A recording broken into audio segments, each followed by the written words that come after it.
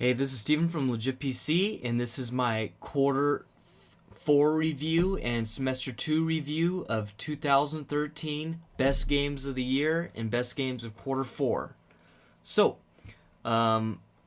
first off, what we have here for quarter 4 is going to be now you see the lineup here for the quarter 4. We have Assassin's Creed Black Flag, Batman Arkham Origins, Battlefield 4, and Call of Duty Ghost. Now we're going to flip to what I think the order is, and then we're going to talk about that order, and I'm going to, defend my opinion. So, now you see the order. I believe that Battlefield 4 and Call of Duty are pretty much neck and neck. They both have some good things to it and some bad things to it. And then we have Batman, and then we have Assassin's Creed Black Flag.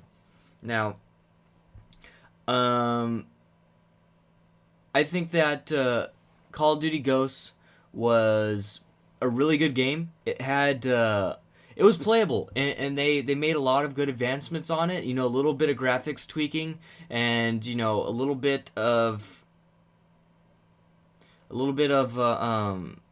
fixing the lag and things like that. I think it was a great game, but it might have been a little bit too late in the Call of Duty series. It's starting to get really boring, and the series just went on a little too long, and I wish that they had that maybe 2 Call of Duties ago. Modern Warfare 3 had that kind of speed and lag-free play, but they didn't. Modern Warfare 3 had quite a bit of lag, so that's just how it is. I think it's definitely a pretty good Call of Duty, but like I said, it's boring. And the graphics problems on my side and a couple of other people's sides, I know I've had graphics problems.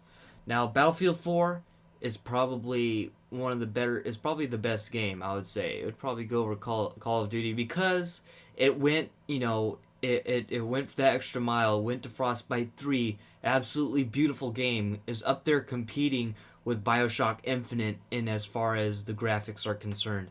And just the expandability of it, how many maps there are, how many game modes there are, how many expansions are coming out for it. It's just going to be unbelievable when they get all those problems fixed. But it had a huge amount of problems.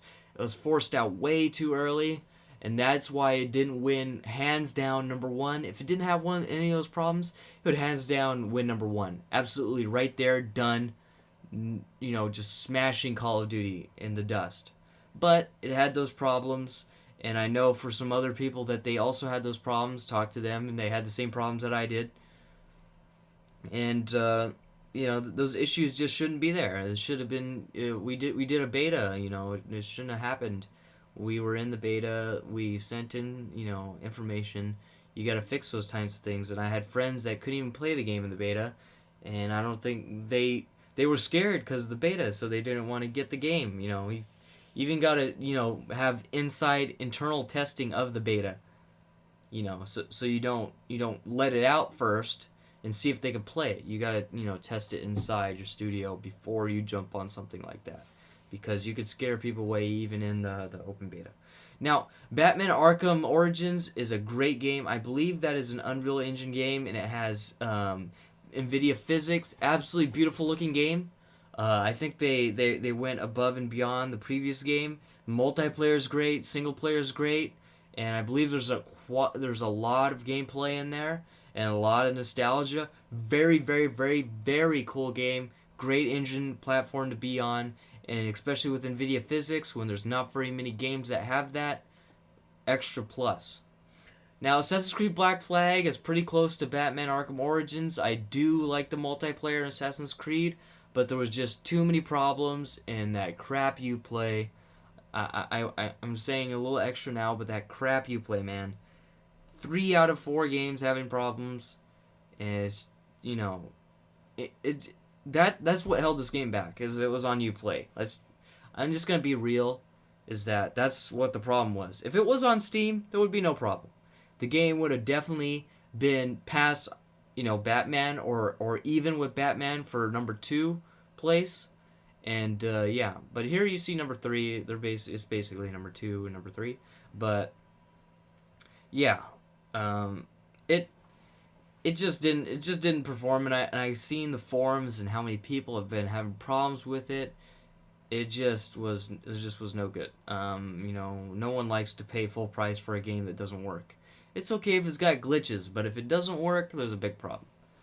And but I have it here because I know for sure that it's definitely a good game. And for those that have it and play it, and when it works, it's great for them. And the multiplayer is cool. The layout is cool. But it would have beat or been equal to Batman if it didn't have those problems. But it does. And out of these 4 here, 3 of them had problems. And Batman was the only one that didn't have problems. But all 3 of them had problems.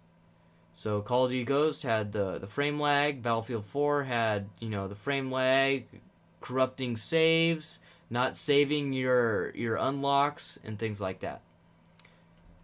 And Assassin's Creed, of course, didn't play. The single player couldn't play. It would corrupt the save, and then it wouldn't run. And multiplayer, corrupt the save, wouldn't run. So I just don't even really bother too much with that. So let's go on to Game of the Year. So we're going to go ahead and switch to Game of the Year, and then you're going to be able to look to see what's in the running. So here is the Game of the Year running. So we have Tomb Raider, Splinter Cell Blacklist, Call of Duty Ghosts, and Battlefield 4. Now I'm going to go ahead and flip to what I think is the order for Game of the Year. So here's the Game of the Year. I think Battlefield 4, because it took the most risk and is probably the most beautiful looking game I've seen with a multiplayer. Of course, it has that with, what is it called? BioShock Infinite, right? It also has that too. But absolutely beautiful engine. They really took the risk, and it hit home with that engine. They just needed a little bit of tweaking to get that perfect, to get that engine perfect. But there is, the lag and stuff like that, the shooting lag. But it's got 64 players on one map, giant maps, whole bunch of content coming out. And you could probably play it forever. There's not going to be another game like that. They own the game with that size of map, that immense graphics quality, and vehicles. They own that. There's no one that compete with that, with the Battlefield series. And, it's something Call of Duty Ghosts will never even touch. But no one could do it like Battlefield can. It's just, that's how it is. Okay, number 2 is going to be Splinter Cell Blacklist. This was a breath of fresh air. Fresh air for this game. Oh, if games could be like that, it was on the standard Unreal Engine, and it was absolutely awesome. Absolutely awesome game. The single player was pretty good. It had a lot of guns, had a lot of attachments, had story, had, twists and turns, and the story was good, and the multiplayer was pretty awesome. Now, if they had, the big 2, Call of Duty Ghosts and Battlefield, the big 2 had something like that, it would be a different story, right? But, as gamers, we have not got to that level to where we, especially on PC, when something else comes out, they leave because there's not as many players on PC, I think. I'm not completely sure. I would like to see stats on this, but not as many players on PC as there are on Xbox and PlayStation 4. So there just isn't. So when they have a game like that, it would kind of fall flat on its face when these big 2 come up, Call of Duty Ghosts and Battlefield 4. Hopefully there are still people that play this. Then again, it was also plagued by Uplay. And I did have problems with it originally. I had to start the game over, reinstall or do something, and eventually got it to work, and then everything worked fine. Okay, so that is what I want to see next year. Games like that. And plus, I'm a huge fan of Splinter Cell series. I mean, it's one of maybe the first 3 games that I got for a PC when I started playing PC, when I got a gaming PC a long time ago, maybe 6 years ago. I played the very first Splinter Cell. I played Pandora Tomorrow, so that's Stealth Redefined and Pandora Tomorrow. Absolutely groundbreaking series. Love the multiplayer, love the single player. Great game. Great game. Okay, now we got Call of Duty Ghost. I believe Call of Duty Ghost and Tomb Raider are tied there. As you can see, they're both 3s. If you're looking for a single player experience, I would go obviously with Tomb Raider. Because Call of Duty Ghost, the single player experience is alright. It's a Call of Duty series, single player. They added some extra things here and there, with Dog Riley and the space combat. But Tomb Raider is just, it's an epic adventure game. which Call of Duty would never be an adventure game. And Tomb Raider is an adventure game. So, I just think that the campaigns, they just don't even compete. Now, if you're talking about multiplayer, multiplayer for Call of Duty Ghosts is going to have a lot more expansions, a lot more players, a lot more game modes. But Tomb Raider still, I personally like the multiplayer. So if there's people that still playing it and you like that multiplayer experience that they have, then I would go with it. But that's what I like to see. You know, don't be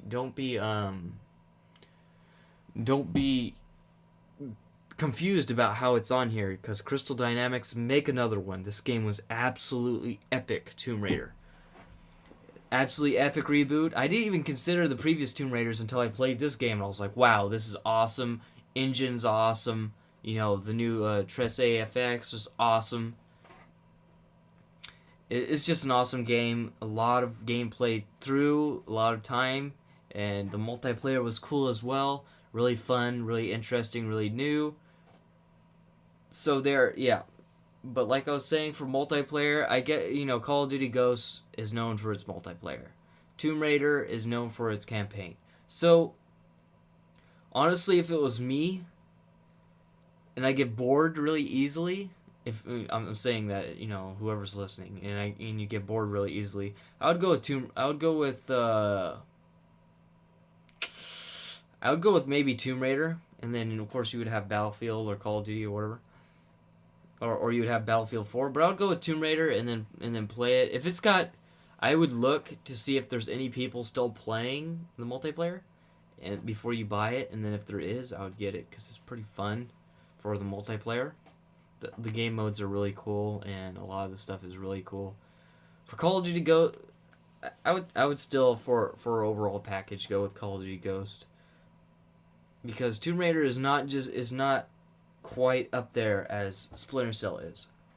You know, Splinter Cell is, you know, the definition of cool, interesting, new type thing.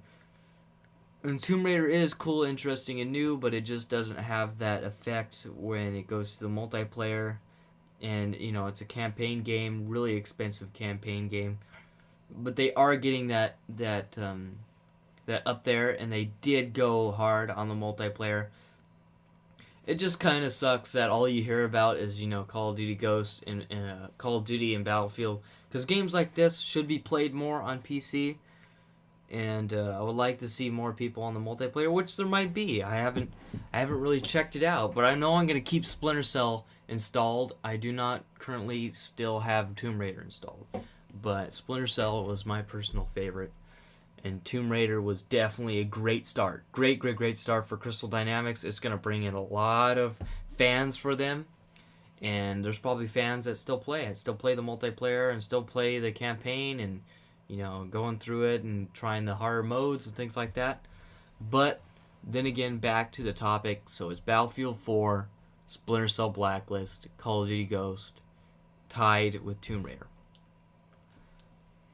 And that's basically what I think of these games here. And I think Battlefield 4 definitely brought it this year. It had problems, right? But they took a risk on the new engine. It's a brand new engine.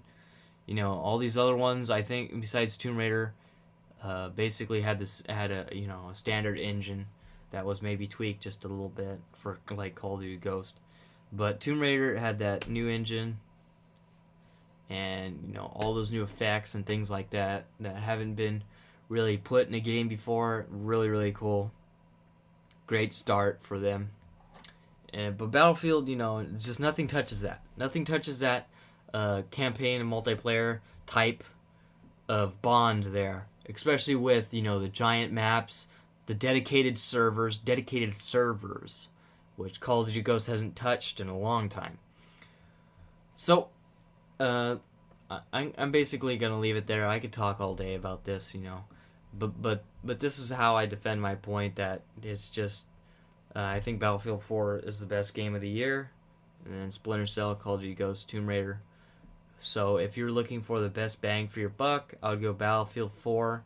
Even if you can't play it too great on your PC, just drop the settings down. You'll really be impressed with it. Buy the upcoming DLCs. And then if you want a little bit more of a dynamic experience, something fresh, you know, you played Battlefield 3, you don't really like it too much, I would go with Splinter Cell, for sure. If you're not a Battlefield 4 fan or a Call of Duty Ghosts fan, I would get Splinter Cell Blacklist and then play the crap out of that. Because it's just, it's so cool. And then you could get, you know, Tomb Raider if you're more into the adventure game and puzzles and things like that, which the puzzles were pretty cool, and there's quite a bit of extra stuff in there.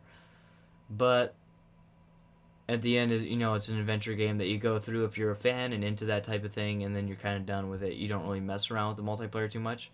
Splinter Cell is more towards the multiplayer experience, and they're testing those waters to see if it's worth another game.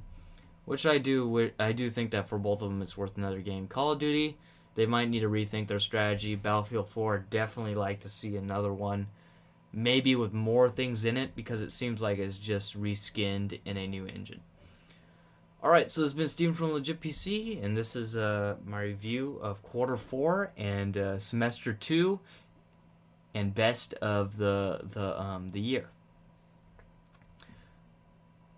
So, of course, if you see, probably the best of obviously the best of Semester 2 is going to be Battlefield 4, if you haven't noticed that. If it's just Semester 2, because Ghost is the other one from Semester 2, so Battlefield beat Ghost, so Battlefield is number 1 for Semester 2.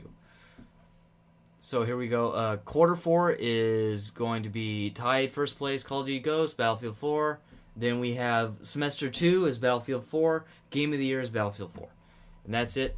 So this has been Steven from Legit PC, and this is my review of Quarter 4 and Semester 2 and Game of the Year. If you like my videos, please subscribe for more videos like it, and stay tuned. I'm going to do another video that talks about the most memorable and different kinds of categories of the game, of each type of game, at the when I get around to it, of 2013. So thank you for watching, and I'll see you next video. Thanks.